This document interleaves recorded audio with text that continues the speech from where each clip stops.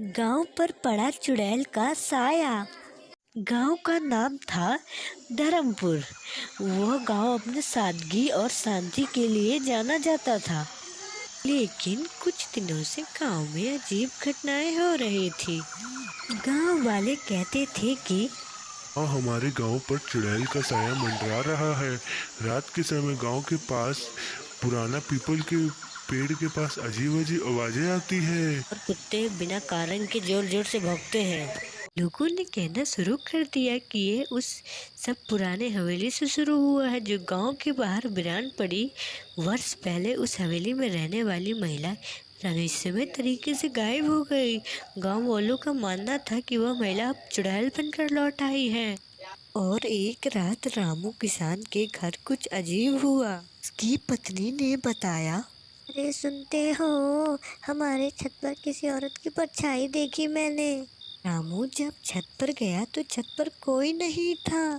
अगले दिन गांव की पंचायत बुलाई गई। सभी ने अपनी डरावनी कहानियां सुनाई और यह तय हुआ कि गांव के पुजारी जी से मदद ली जाएगी।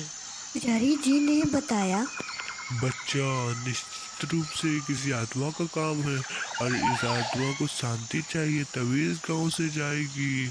हमें इस आत्मा को शांति देने के लिए हमें हवन और पूजा का आयोजन करना होगा। अगले दिन पूरे गांव वालों ने मिलकर जैसे ही हवन शुरू हुआ, अचानक हवाएं तेज हो गई और आसमान में काले बादल गिर गए। ऐसा लग रहा था जैसे प्रकृति भी इस घटना का विरोध कर रही हो। लेकिन पुजारी जी ने पूजा जारी रखी। पूजा खत्म होने के बाद पुजारी जी ने बताया, अब इस गांव से आत्मा जा चुकी है। इसके बाद गांव में धीरे धीरे सब कुछ सामान्य हो जाएगा। पीपल के पेड़ से अजीब आवाजें आनी बंद हो जाएगी और कुत्ते का भौंकना भी बंद हो जाएगा।